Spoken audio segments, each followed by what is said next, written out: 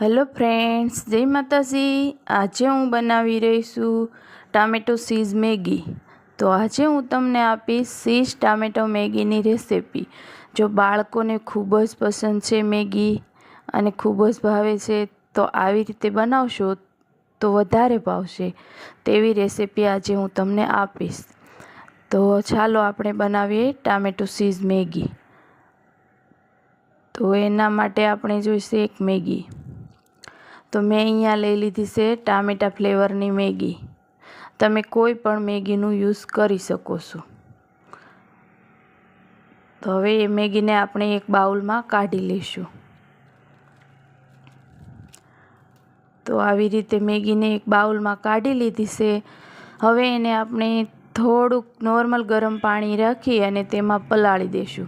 તમે ઠંડા પાણીમાં પણ પલાળી શકો છો, પણ મેં અહીંયા થોડુંક નોર્મલ ગરમ પાણીમાં પલાળી છે, તેનાથી મેગી થોડીક નરમ પડી જાય એટલા માટે। જો 5 મિનિટ પલાળી રાખશો એટલે તમારી મેગી એકદમ નરમ થઈ જાય।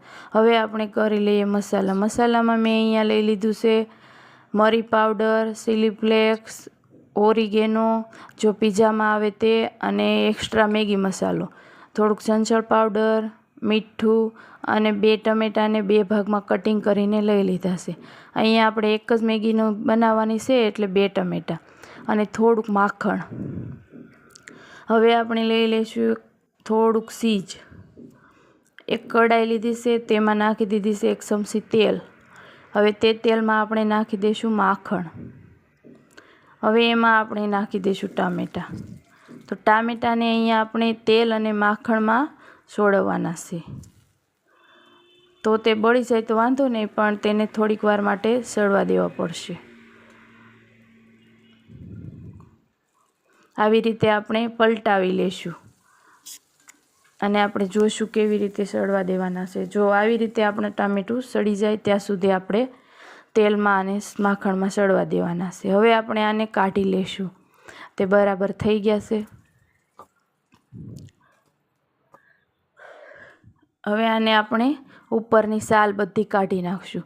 જ્યાં સુધી સાલ ઉખડે ત્યાં સુધી આપણે તેલમાં અને માખણમાં થવા દેવાના છે। તો આવી રીતે હું બધા જ ટમેટાની સાલ કાઢી લઈશ। તો બધા જ ટમેટાની સાલ મેં અહીંયા કાઢી લીધી છે અને લઈ લીધું છે એક મિક્સિંગ બાઉલ। તો એમાં આપણે ગ્રેવી કરી નાખશું ટામેટાની। તો અહીંયા મેં ટામેટાને પીસી અને ગ્રેવી કરી નાખી છે। અને હવે આપણે જે મેગી પલાળીને રાખી હતી તેને આપણે પાણી કાઢી લઈશું। ઝાઝો ટાઈમ આપણે મેગી પલાળવાની નથી, કેમ કે આપણી મેગી લોંદો થઈ જાય એટલા માટે। 2 મિનિટ માટે મેં અહીંયા પલાળેલી હતી। એ ગરમ પાણીમાં હતી એટલે 2 મિનિટ, ઠંડા પાણીમાં પલાળો તો તમે 5 મિનિટ રહેવા દેજો। હવે બધું પાણી આવું આપણે એક વાસણ લઈને એમાં કાઢી લેવાનું છે। હવે જે કઢાઈ હતી એ જ કઢાઈમાં આપણે ટામેટાની ગ્રેવી ઉમેરી દઈશું।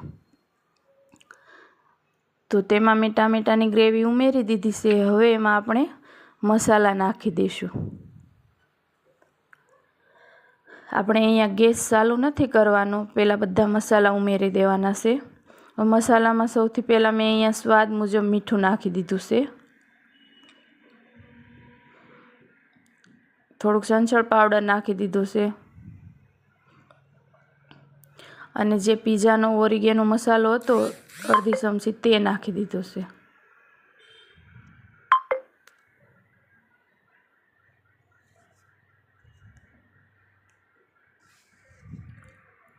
હવે આપણે નાખી દઈશું ચીલી ફ્લેક્સ।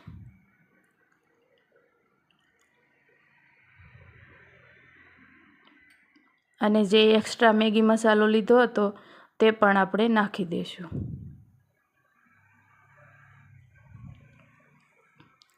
હવે ઉપરથી જે મેગી સાથે મસાલો આવેલો હતો તે અડધો પેકેટ નાખી દઈશું। આપણે અડધો પેકેટ આગળ નાખીશું।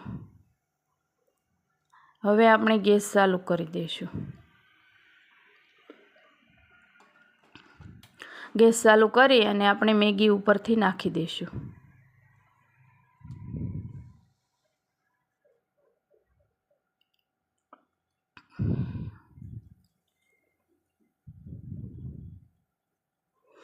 મેગી નાખી અને ઉપરથી આપણે ચીઝ ઉમેરશું।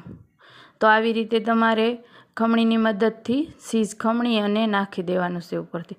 મેં અહીંયા પહેલાં થોડુંક ચીઝ નાખ્યું હતું, હવે ઉપરથી જે એક્સ્ટ્રા મેગી મસાલો હતો તે નાખ્યું છે. પછી ઉપરથી જે આપણે મેગી સાથે આવ્યો તો તે મસાલો નાખી દઈશું. અડધું પેકેટ પહેલાં નાખેલું હતું અને અડધું અત્યારે નાખી દઈશું.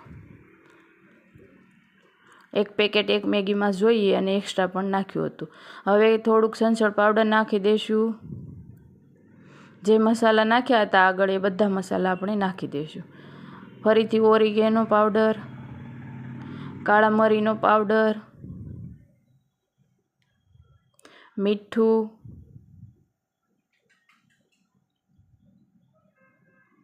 અને ચીલી ફ્લેક્સ. જે પ્રમાણે તમે તીખું ખાતા હોય તે પ્રમાણે તમે નાખી શકો છો. હવે ઉપરથી આપણે બધું જ ચીઝ નાખી દઈશું. કેમ કે મેગી આપણે અહીંયા ગરમ પાણીમાં પલાળેલી હતી એટલે એને કાંઈ બહુ આપણે સડવા દેવાની નથી.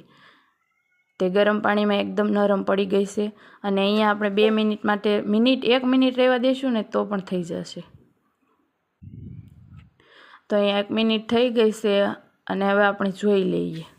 તો જો એકદમ નરમ પડી ગઈ છે, મસાલો બધો જ પાકી ગયો છે અને સ્વાદ બધો મેગીમાં મસાલાનો બેસી ગયો છે અને એકદમ મસ્ત મેગી બનીને તૈયાર થઈ ગઈ છે. હવે આને આપણે ઉતારી લઈશું નીચે. તો ટામેટો ચીઝ મેગી તૈયાર છે. અને આ ટામેટો ચીઝ મેગીની રેસિપી તમને કેવી લાગી તે મને જરૂરથી કમેન્ટમાં જણાવજો. અને મારો વિડીયો જરાક પણ તમને ગમ્યો હોય તો લાઈક, શેર અને સબસ્ક્રાઈબ કરવાનું ભૂલતા નહીં. તો જો આપણે આવી રીતે એક બાઉલમાં કાઢી લેશું અને આમાં તમે ઉપરથી તમને કંઈ પણ ઓછું લાગતું હોય ચીલી ફ્લેક્સ અથવા ઓરિગેનો તો તમે નાખી શકો છો ઉપરથી. તો ચીઝ ટામેટો મેગી બહુ જ મસ્ત લાગે છે. જરૂરથી આ રીતથી એકવાર બનાવજો અને બનાવી દેજો છોકરાઓને. તો જય માતાજી.